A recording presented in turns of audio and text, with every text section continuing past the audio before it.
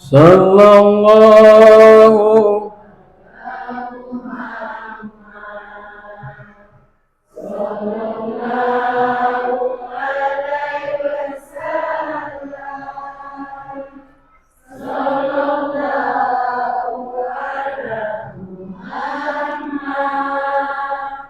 Sallallahu alaihi. Masih semangat, Bu? Masih semangat? Oh, saking bahagia kumpul berapa acara segini sama Ibu Bupati. Bahagia kita, Bu ya. Baca bersilaturahmi sini, baca bertemu di sini. Mudah-mudahan kebahagiaan ini akan menghantarkan kemuliaan dan kebahagiaan kita pada masa-masa yang akan datang. Amin ya rabbal. Saking bahagia aku ni Pak, Bu, membak ibarat pantun, saking bahagia merujak bata mangga muda ngambil di dusun Padang. Andai saja badan aku gi muda, aku nak cakap bini di Padang. Di skip itu nama. Marang aja rumah kan.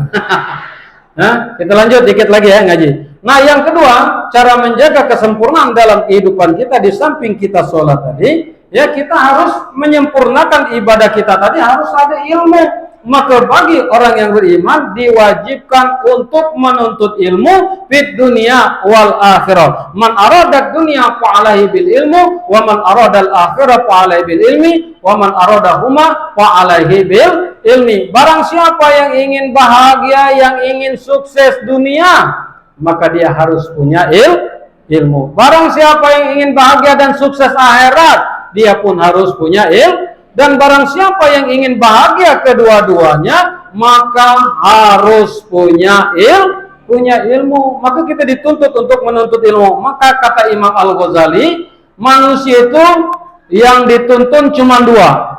Yang pertama menuntut ilmu, dan yang kedua mengamalkan ilmu pengetahuan. Ini tugas manusia. Lain daripada itu, empat ini jangan terlalu dipikirkan, Pak Bu. Bala, jodoh, rezeki, mau dekruan. Inilah kata Ibu Widya tadi ya.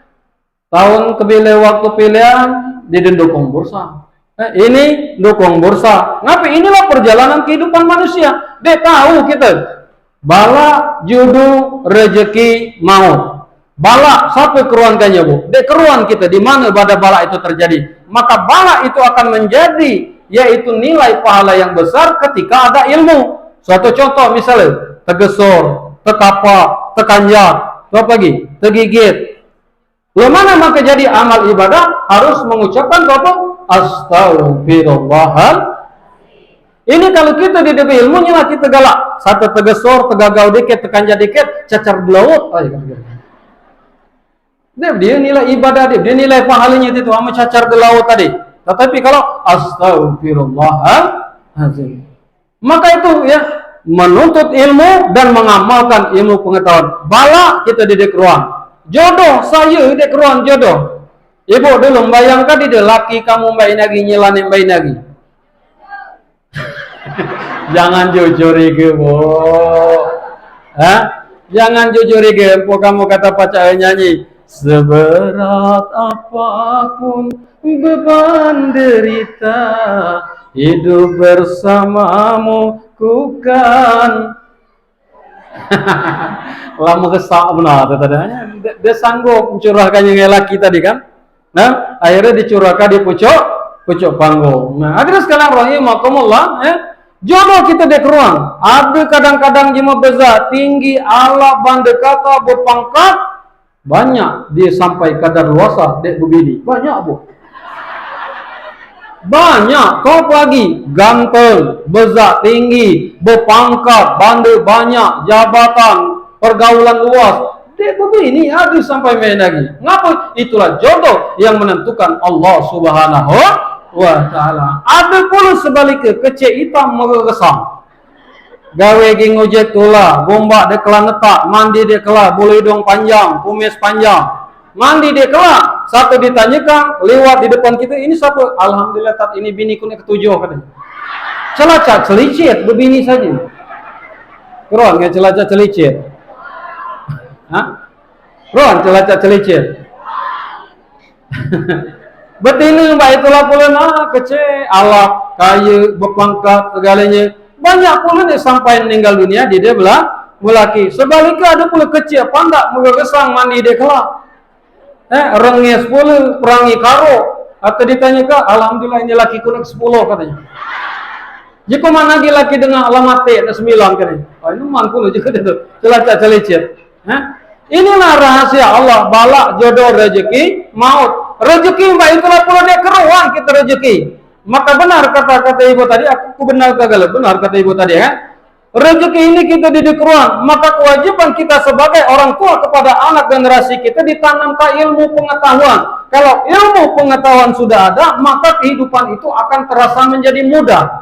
Ya, ilmu bisa membuat hidup menjadi mudah, iman bisa membuat hidup menjadi terarah, seni bisa membuat hidup menjadi indah. Kalau tiga ini sudah dimiliki, maka sempurnalah kita. Kalau berilmu, kita harus ada seni. Lah ada seni, nggak ada diarahkan kemana ilmu pengetahuan ini agar bermanfaat, maka harus ada iman. Baca Al-Quran. Kalau dia bisa seni, di mak nganinga.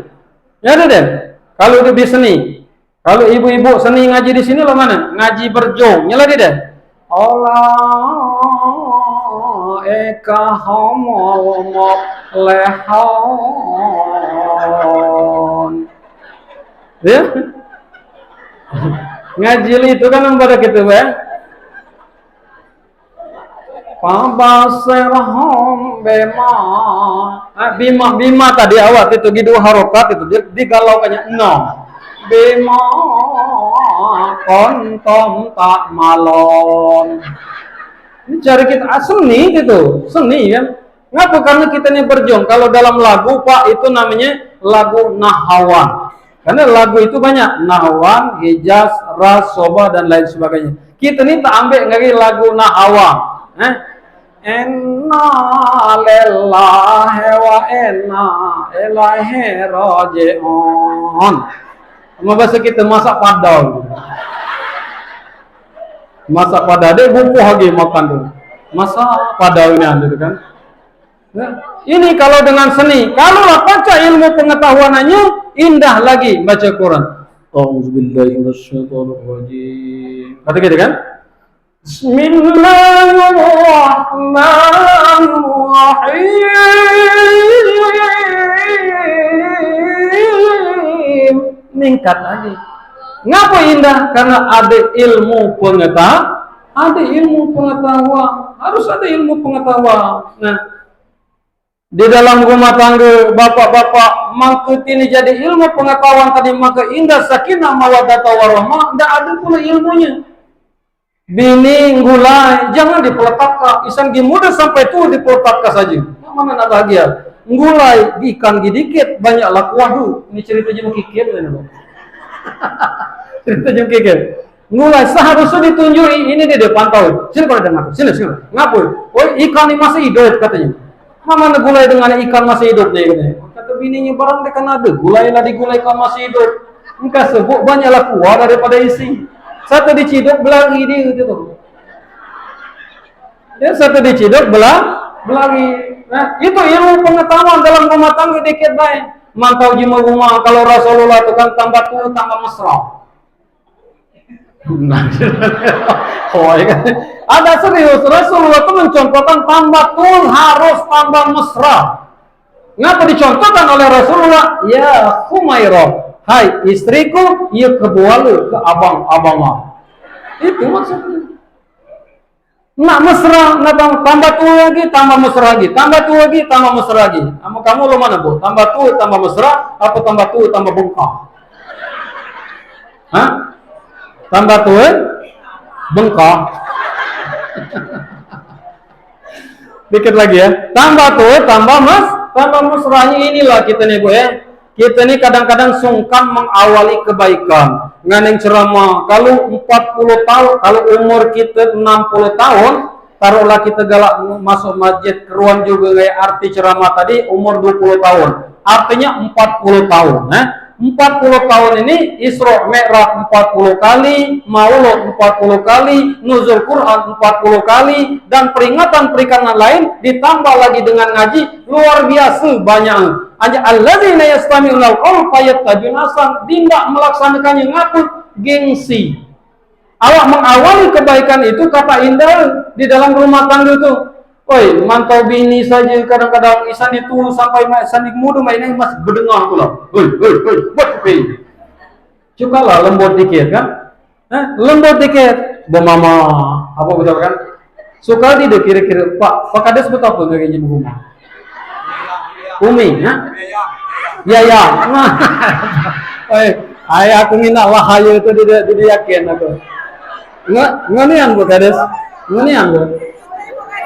Oh ini, ngenian Bu. Bukan ngaku mulah hayo tadi. Inilah cuma kita dusun ya. Mengawali sesuatu yang baik itu liko, lagi bini, lagi laki liko. Awal kata mudah itu mudah, masa dia kan disemonkan yang batas 2-3 hari, yang melompat lagi dikit itu. Makanya kalau aku sampaikan dalam tausiah pengantin baru, kalau kamu nak ngawalinya, gi muda-muda nih lah, janganlah tuh. Kalau laku lalikoh galau, lalikoh galau kalau laku, nak manggil sengaja mama, terailah, nanginakannya balik dulu kan. Terakhir, dek kalau mantau mama, balik kalau mantau mama, tim balik. Aku dengar lundung nih. Salaman kita kan suka dia salaman tuh bu. Kamu salaman ngelaki itu suka dia. Dia suka salaman ngelaki itu satu saat balik salaman. Bahkan menggugurkan semua dosa-dosa terhadap suami. Mudah salaman, tapi ngaku kita suka guna salaman girayu, haji ngagirayu puas itulah. Setahun 2 kali. Padahal mudah mana minimal maghrib lagi subuh jadilah kita salaman. Woi kebila riayu ini. Lama kamu riayu kan? Woi satu dia khotbah pacana pula ngunduh ke takbiran tadi nangis-nangis. Allahu Akbar Allah. Amu betina paling hebat salaman. Amu kami lama biasa-biasa. Sap. Amu betina sap emak. Sap emak. Hanya sampai ke rumah laki gagi kata lakinya dengan long salaman lagi aku. 40 na salaman ada pun ana salaman lagi saling maaf apa gitu. Salaman lagi liko. Muncing bini itulah pula banyak pula muncing bini. Liko pula. Mimbing bini banyak pula liko pula tu tau. Terailah siapa begini bimbing bini. Supaya nak bimbing dia kata bini maluan pula anak cucu. Ini cara kita, maksud aku rubahlah. Keindahan itu mulai dari rumah tangga dengan menuntut ilmu pengetahuan. Dengan ilmu pengetahuan, maka kita akan mudah dan indah dalam menjalani kehidupan. Jadi sekarang rahimakumullah yang terakhir, bagaimana cara menjaga kemuliaan kita adalah berpedoman kepada Al-Quran. Jelas 10 menit lagi gitu. Ya enggak? Berpedoman kepada Al-Quran. Kalau orang yang beriman alladzina yu'minuna bil ghaibi wa yuqimuna as-salata wa mimma razaqnahum.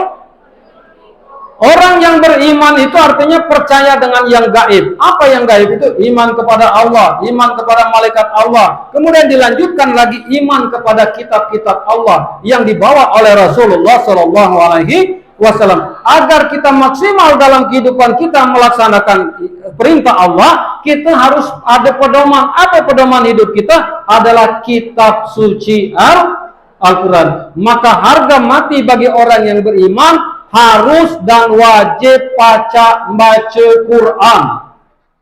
Aneh enggak? Kanengan dia. Lah baca Allah baca Quran, Bu. Lah baca kali belum? Jemaah beriman harus dan wajib baca Quran. Ngapa nak baca Quran? Karena Al-Quran adalah pedoman. Bagaimana kita bisa menjadikan Al-Quran ini pedoman dalam kehidupan kita? Kalau kita membacanya lagi, dia tahu. Ini banyak kejadian. Jangan sampai kejadian, Bu, aku rapat undangan. Kadang-kadang dia juga ngaji. Pas nak ngaji, sibuk-sibuk panitia, ahli rumah sibuk-sibuk ngurusi undangan dan sebagainya. Al-Quran lagi dia. Bercakap. Neman sama di rumah kita di Al-Quran. Lebih bala lagi, dia pula kalau cuma nak numpang sembahyang, telkom lagi dia, mau kenal lagi dia. Habis kadang-kadang nak numpang sembahyang, dia mau kenal. Disayangi benar, mau kena siko, telkom siko, mahar waktu nikah dulu lah. Dia keluar sayang, maka keluar gua akhir ayu. Woi berat Islam lo itu ya. Ya, maka belajar membaca Al-Quran. Tidak ada kata terlambat. Ustaz, akulah tua. Lebih baik terlambat daripada kita tidak bisa. Bahkan kalau kita belajar dua mendapatkan pahala. Yang pertama pahala kita pergi dan pulang menuntut ilmu. Yang kedua terbata-bata kita membaca kitab suci Al-Quran. Bu, sebagai renungan terakhir. Halo. Sebagai renungan terakhir. Kita ini sehat, mata ngina, makan gedang, berjalan gedang, segala sempurna. Sebagai perbandingan mangke kita maluan, ibu bapak bukalah di HP atau nonton langsung di MTQ. Ada MTQ kalau butuh itu tuna netra, tuna netra. Kada MTQ, tuna netra. Ia jema de kinaan, ia matanya butuh. Oi suaranya alaf, tajwid pacak, makhrajal huruf pas, bahkan artinya dan tafsir dia pacak pula. Alangkah maluan kita. Awak pandak berserindak makan galak pegawai dindak dia tahu ngaji. Awak pandak berserindak pergi ke sawah muti cabi makan galak pegawai dindak salah suap daripada dai. Ngaji dia tahu. Maluan kalau kita kembalikan kita sebagai, karena Islam itu mengajarkan kalau dalam hal akhirat harus cuma ke pucuk. Maka aku bangga dengan Ibu Wakil Bupati ini tadi di keruan cerita tentang Abdurrahman bin Auf. Ya, luar biasa. Abdurrahman bin Auf itu kaya, bersedekah nak buntu benang. Dia gara-gara bersedekah dia buntu-buntu. Artinya kalau membaca inspirasi yang model itu, mudah-mudahan ya, itu bisa bermanfaat sampai akhir hayat. Dari cerita-cerita dari para sahabat dan Nabi itulah, dari Al-Quran kemudian dalam hadis itu, kita pacak membenahi dalam kehidupan kita ini, dan pembenahan dalam kehidupan ini, inilah yang akan kita bawa ketika kita menghadap Allah Subhanahu wa Ta'ala. Nah terus sekarang rahimakumullah, jadi kembali kepada tadi, Al-Quran harus kita pacak bacanya. Nah, maka ketika kita mampu membaca Al-Quran, Al-Quran inilah syafaat terbesar kedua yang ketika di hari pembalasan nanti menjadi syafaat dalam diri kita ini. Karena syafaat tertinggi itu adalah dari Rasulullah, syafaat kedua adalah Al-Quran dan hadis, syafaat yang ketiga Al-Quran, ya syafaat yang ketiga adalah guru-guru kita. Maka memandang wajah ulama itu saya sudah cukup untuk menjadi syafaat. Dan yang berikutnya adalah apa yang ada dalam kehidupan kita, kita sedekahkan. Maka berlaku yang paling cepat adalah sedekah. Ketika manusia ada di alam barzah, sedekah itulah yang paling cepat reaksi kepada orang yang meninggal dunia. Maka terakhir saya sampaikan, Bu, harus bisa dan pandai membaca Al-Quran. Kalau baca Quran, maka amalkan. Innal ladzina qalu rabbuna Allah tsumma istaqamu tatanazzalu alaihim malaika. Kamu amalkan dalam kehidupan sehari-hari. Kalau Ramadan tadi 30 juz, maka di luar Ramadan jadilah setengah lemper, jadilah. Atau anu pacak selemper, anu pacak 2 lemper sebelum kita sembahyang. Jangan sampai Al-Quran setahun sekali buka. Bulan Ramadan tekekateu nak khotam menang. Bulan Ramadan, udem Ramadan dikatop. Enggak Ramadan yang akan datang, empai dibuka lagi. Ini balak dalam kehidupan kita. Nah, hadirin sekalian rahimakumullah, inilah yang dapat saya sampaikan. 3 cara kita menjaga kesempurnaan yang telah dikaruniakan oleh Allah Subhanahu wa Ta'ala. Itu apa yang pertama, Bu? Yang pertama itu apa?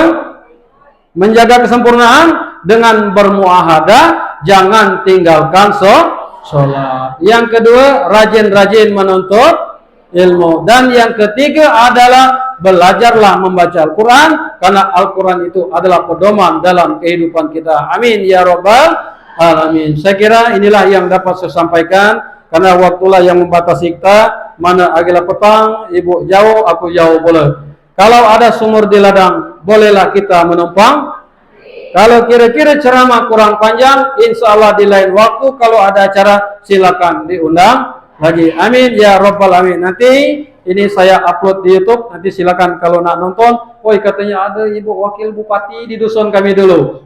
Paca nginainya, Bu. Oh ya, ada neneng kumpul kamu lah mati. Paca nginainya itu kalau nenengku dulu ngaji dia katanya. Galak masuk masjid. Nah, buka yaitu Ustadz Effendi PGA. Apa tadi ujungnya? Jangan lupa like, subscribe dan komennya. Jangan dilirikannya. Ya, demikianlah hadirin sekalian rahimakumullah, Ibu Wakil Bupati, sekali lagi semuanya para pejabat yang datang, saya doakan semoga Allah berikan kesehatan, Allah berikan keselamatan, dan semoga bermanfaat di dunia wal akhirah. Amin ya rabbal alamin. Sekian, wabillahi taufiq hidayah. Assalamualaikum warahmatullahi wabarakatuh.